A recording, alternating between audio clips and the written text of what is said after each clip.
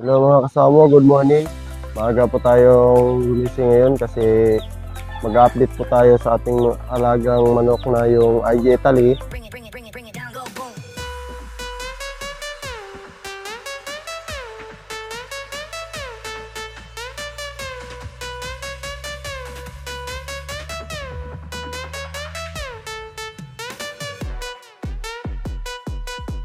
Na damage kasi nakalabas siya sa breeding pen at nagsalpukan silang dalawa sa ating tanaka na ito.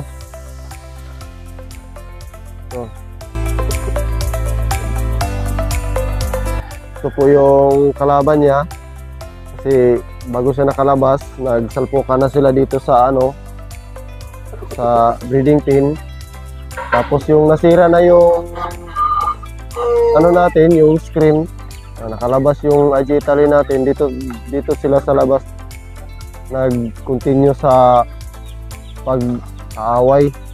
At ngayon i-update ko kayo, nakita ko hapon na pero nakalubog na po siya, hindi na po siya makatayo at saka medyo sirang-sira na po yung mukha niya. Ganito po ang tsura ng noon yung mukha niya at nahirapan siyang kumain. At ang ginawa ko na lang, sinusubuan ko ang bibig niya at saka pinapainom ko siya ng gamot.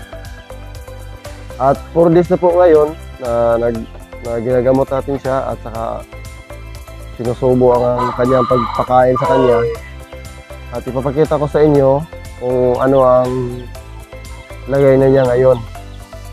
Itong manok na po ito, aabot po ito ng 6 kilos. Kaya bihado po siya sa ating tanaka. Ang tanaka po natin ay 5 kilos, 5.5 kilos lang po ito ang ating tanaka. Ito po siya, 5.5 kilos. Samantalang yung IG Italy natin, aabot na po sa iyo ng 6 kilos. Kaya bihado po siya sa kanilang pagkatalunan o nagsalpukan silang dalawa. At bihado po yung IG Italy natin kasi malaki siya. At ito, ipapakita ko po siya sa inyo. Puntahan po natin.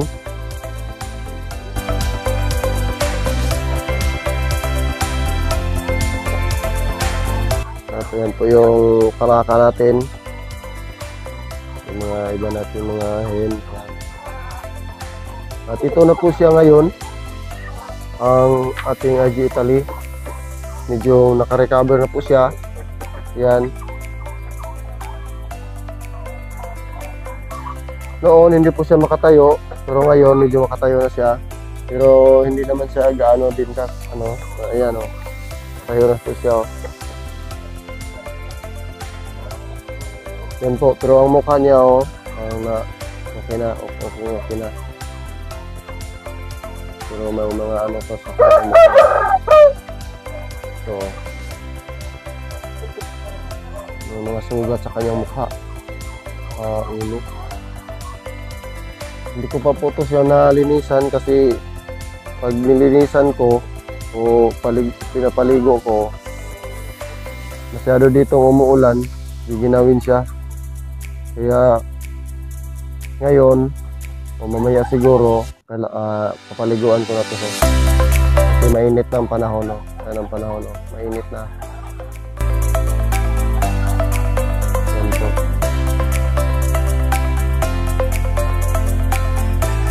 Ngayon makatayo na siya pero hindi siya masyado. Ito po. Yan po. Yung mukha niya. At itong niya. So, makita niyo. Naputol. Yung yung sa kuko. Yan. Ito po ang malaki kong barako dito. Itong IG Italy ko. Ang kanyang anak, nandito. Binibreed ko siya sa Tanaka. Matangkad at malaki din. Ayan o.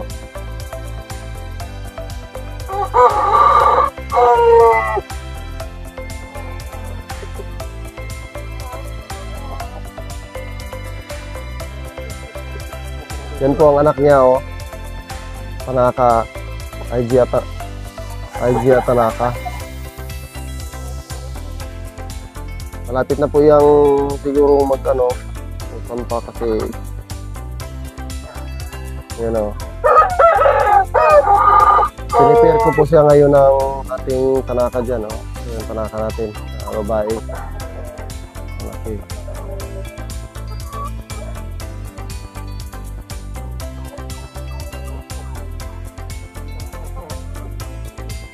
Malaki ito at saka matangkad.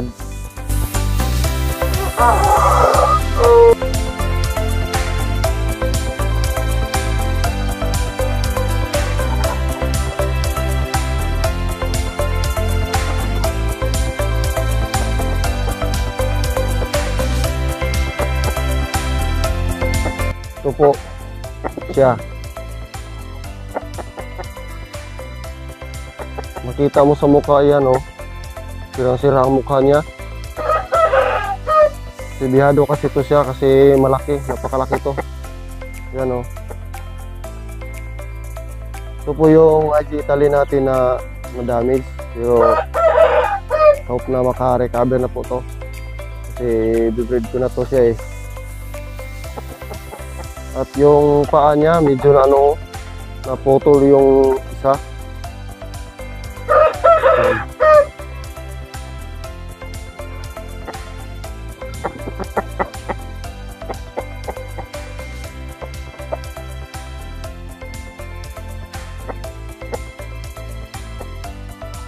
Ngayon medyo hindi na siya mabigat kasi ang kumakain siya ng kaunti-kaunti na lang. Pero hindi na katulad siya noong una na sinusubuan natin. At saka yung mata niya na yan o. Ano na.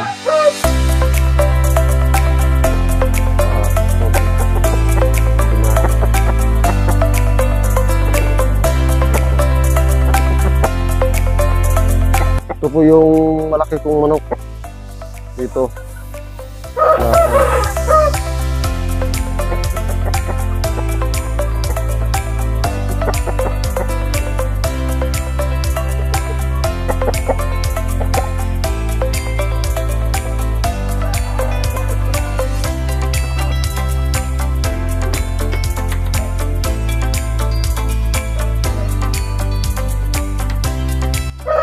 Ang ating Tanaka kasi napaka-sobrang tapang.